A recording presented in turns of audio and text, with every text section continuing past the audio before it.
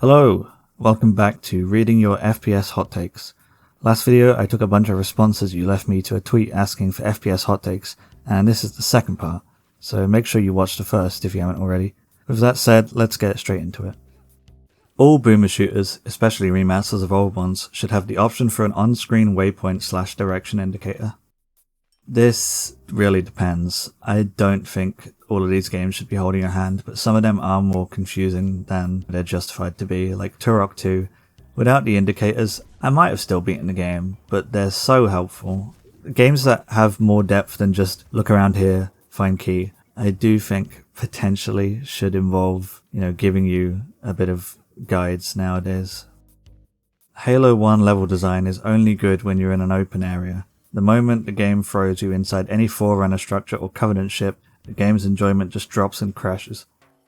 I don't really know if this is a hot take. When you dive into this subject, people will generally agree, I think. But as a whole, when people talk about Halo, if you look at the whole picture, people don't really talk about how shit just the interior sections are. Assault on the control room, for example, is probably one of the worst levels in any game ever. Apart from the outdoor parts are cool, but the indoor part is just the same room repeated over and over and over, and that's not even like getting to the library. The library sucks. I think Assault on the control room is worse, honestly, because fighting the Flood is kind of cool. I like using the shotgun on them. It's satisfying to watch them blow up. Yeah, Halo 1's interior level design is definitely not good. If they are remaking Halo, like I've heard, they definitely need to do an overall revamp of the level design.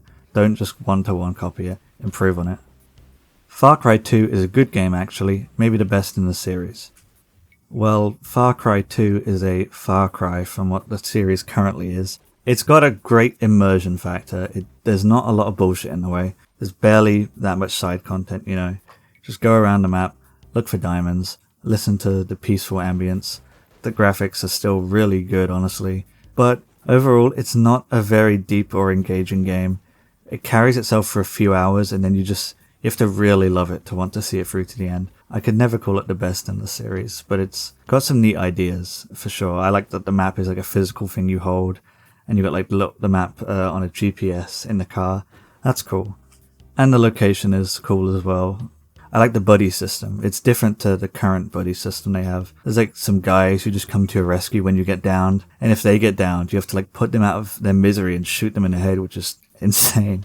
Far Cry 2 has good ideas, it just doesn't have enough depth in my opinion. Not to mention how you just constantly get ambushed by guys. I know that happens a lot in the current games as well, but in Far Cry 2 it's like another level. If a car sees you, it will never ever stop chasing you until you kill them or they kill you. It's so fucking annoying. If they ever remaster that game, they need to fix that one aspect because it just drives me crazy.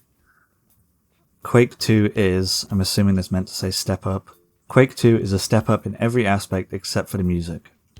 I think Quake 2 is a step up in some regards, like the seamless map design. Each area connects to one another. There's an overall objective and goal. There's a light story going on, but more to follow than Quake 1.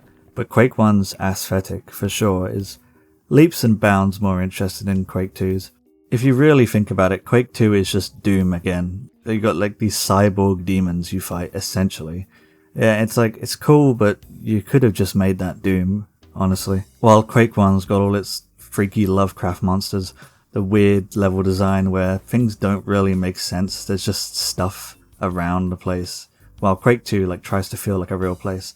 I think abstract level design can work well nowadays if it's intentional. It's cool to have environments that don't really make any sense, and it just makes you wonder what is this place? That's what I think when I'm in Quake. I'm just think, what the hell is this place? And obviously they said the music isn't a step up, I think. And unless they meant to say Quake 2 is a step down, but I'm not sure. Quake 2's soundtrack fits itself more, but I'm a Nine Inch Nails fanboy.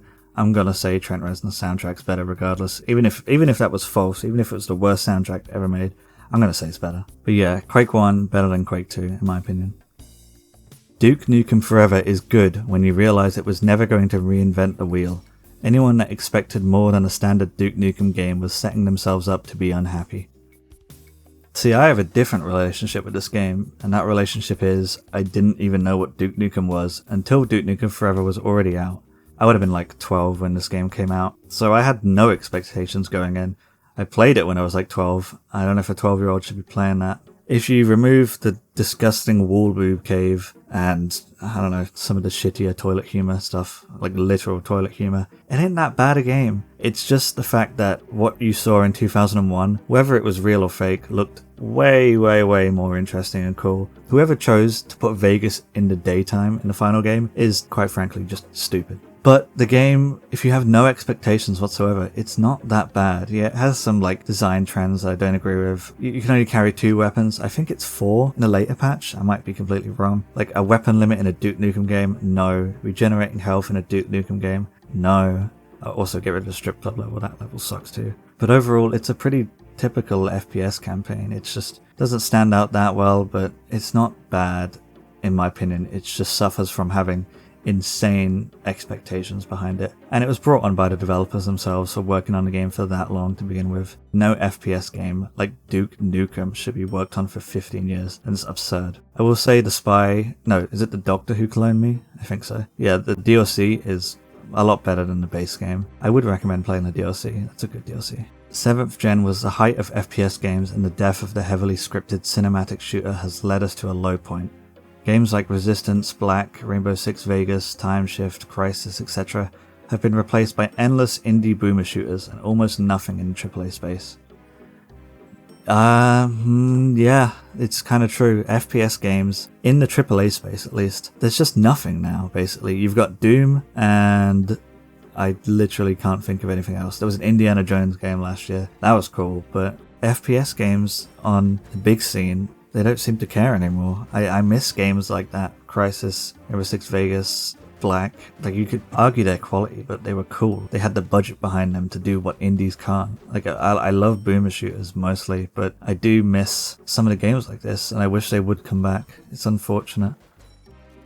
Phantom Fury isn't even that bad in my opinion. I'm gonna have to agree. My first video review, I think, was on Phantom Fury, and I didn't love it, but I did like it. It clearly wasn't finished properly, and it's never going to be finished because the game didn't sell well enough, and every game Slipgate Ironworks makes is full of problems, unfortunately. But Phantom Fury, it did not live up at all to the trailers it put out, clearly leaning into that, like, we're doing Duke Nukem Forever 2001, but right this time.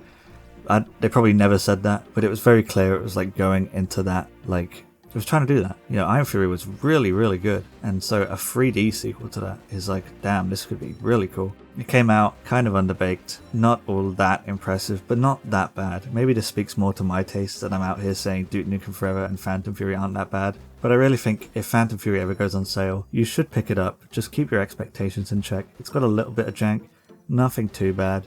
The atmosphere isn't quite on point, you know, there's not enough sounds as I think there should be, or enough going on, but it's not that bad, guys. You're overreacting.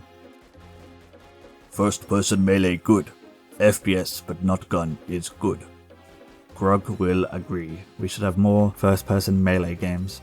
Think of like Riddick. Riddick's cool. The Resident Evil 7 DLC where you play as Jack's brother and you just go around punching molded was awesome. First person melee combat can be really good when done well. Chivalry or Mordhau also comes to mind. Indiana Jones also. Yeah, we need more FPP games, first person punches.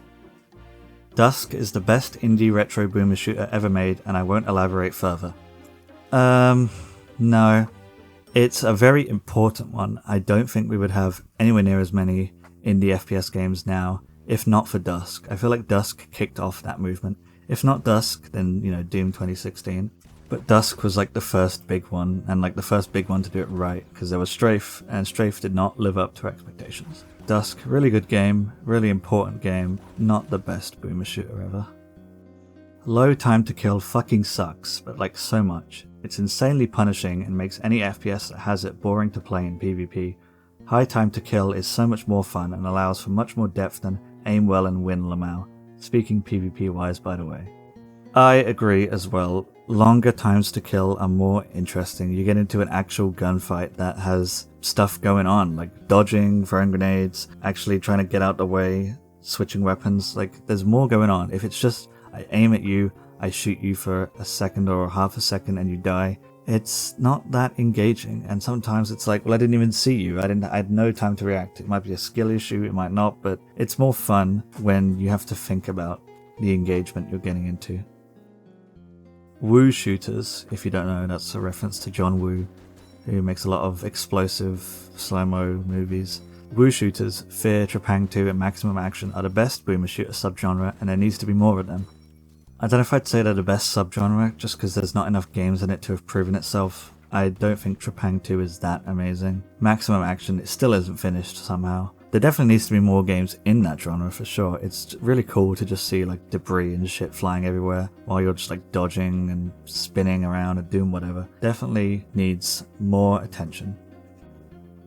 Here's a big one. Half-Life 2 is really bad, revolutionary for physics stuff, but as a game it sucks lol. Prodeus is also garbage and is not serviceable as a boomer shooter or a shooter at all. Strafe is good fun and I never really got the hate for it at all besides its marketing.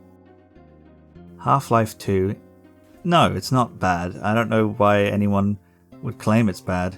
Yeah, the weapon animations aren't all that interesting. And yeah, you have a few segments like Kleiner's Lab or Nova Prospect where you just have to sit through some bullshit. But Half-Life 2 has like an amazing world. There's a lot of variety through the chapters. You know, you're on an airboat 1, you know, an airboat escaping from a helicopter in a sewer. And then a chapter and a half later, you're in a zombie-infested town at night. After that, you're driving a buggy through the coast. Then you're in City 17 for a full-scale uprising or whatever against Combine, and it's so cool. Not many games can pull off the great pacing that Half-Life 2 has, and its world building. The story of Half-Life 2 isn't that complex, it's just got an incredibly engaging world. That's why people want to see the conclusion so badly. We love the characters, and we love the world, and we want to see what happens. Prodeus is not garbage. It's a good boomer shooter. It's really fun in my opinion. The only knocks against it I really have are the aesthetic is just, it's not that interesting. It feels more just like Doom 2016 Lite or Doom 3 Lite. They should have had their own more interesting look going on. I do like the pixelization look to it. It's been like 3D models turned into sprites. I like that, that's cool. And also the checkpoint system where when you die, you can't choose to respawn back at the last checkpoint when all the enemies respawned. When you respawn, all the enemies you kill are dead. You get to live through it. So you can brute force the challenge if you want. It's annoying. I think they're fixing it eventually, though. Strafe is okay, but when Strafe launched, it was dog shit. Strafe sucked on launch, and I will stand by that completely. The updates over time did make it better, but it's still not that great, honestly. I play it from time to time just because I guess I like the comfy vibe of it. It had a lot of potential. I wish they would make a second Strafe game and capitalize on it. Regenerating health did irreparable damage to the FPS genre.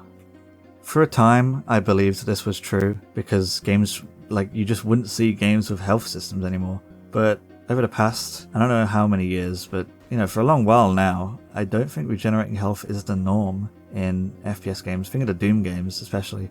There's no regenerating health in that. You have to go out and get that health yourself. Wolfenstein obviously has regenerating health up to like 20 I think, but that did away with it as well. Regenerating health just isn't that big of a thing anymore, especially indie FPS games. I know indie FPS games aren't AAA, but there's so many of them, and I'm pretty sure most of them, I'm not sure if I've ever played an indie FPS with regenerating health, to be honest. So nowadays, it's not really that much of an issue.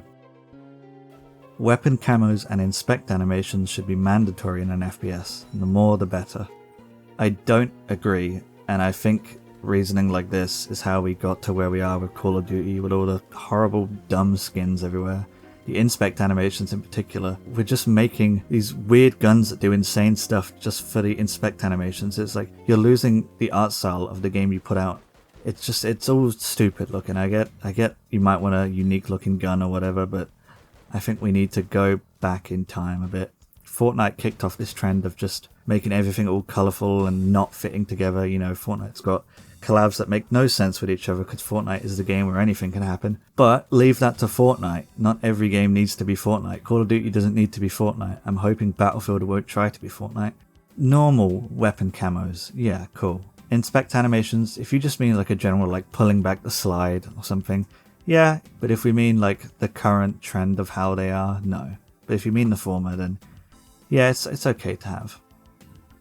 They never should have made the new Doom games, or at least sold them as Doom games. Doom 2 was perfect, and there wasn't any need to do more with the series, especially with all the modern ports, and even those are kind of shit. I don't really agree. What's wrong with the studio that invented, or at least perfected FPS games, coming along to reinvent the genre once again. Doom 2016, it kind of kickstarted a movement of pushing FPS games back into older territory, which was actually better than the current territory they were in. And then Doom Eternal just cranks everything up to 1 billion. And Doom the Dark Ages says, we had a lot of success with Doom Eternal, we're not going to copy it, we're going to do something completely different, and we're still going to make it really fun and really interesting and deep and engaging. And I think they're all worthy of being called Doom. Yeah, the lore might be completely different now and more fantastical, and maybe I have my disagreements of how far it should go there, but they're definitely Doom games, and I think they are worthy of existing as Doom games. The term boomer shooter is obnoxious, insulting, and stupid. I don't see anything wrong with the term boomer shooter. It's just a, light-hearted, rhyming kind of term for games of old, or games that replicate the sense of older games, which is fine. Like, you want a quick identifier for it, you have a boomer shooter. It's not an insulting word. You're saying boomer like, oh, these are old, these suck. Like, no, it's just a quick identifier. Nothing wrong with boomer shooters. In fact, I kind of like having every subgenre have its own kind of name. I'm advocating for half-likes to become a thing. We need more games that are like Half-Life, and we call them half-likes because it's just a cool genre name. And finally, Doom 2 is better than Doom. I don't agree. Doom 2 introduced most of the iconic enemies of the series, and I'm really thankful for that. And, Doom wouldn't be where it is today without those kinds of things and the double barrel shotgun. But on a level design front, which is one of the most important parts of Doom, Doom 1's levels are just far more interesting, far better. Doom 2 just has a lot of gimmicky shit levels, in my opinion. The Chasm is one of them. Factory's not that great. Downtown, I don't love Doom 2's levels.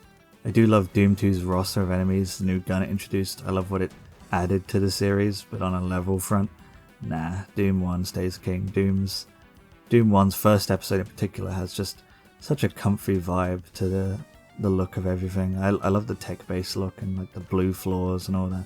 It's really cool. Okay, and with that, we've gotten through all of the hot takes that I wanted to have a look at. Hopefully you enjoyed hearing my opinion on it. Maybe you hate what I have to say, maybe you think I'm a terrible person now for whatever reason. Or if not, I hope you stick around, subscribe if you haven't already. Thanks for watching, I'll see you next time.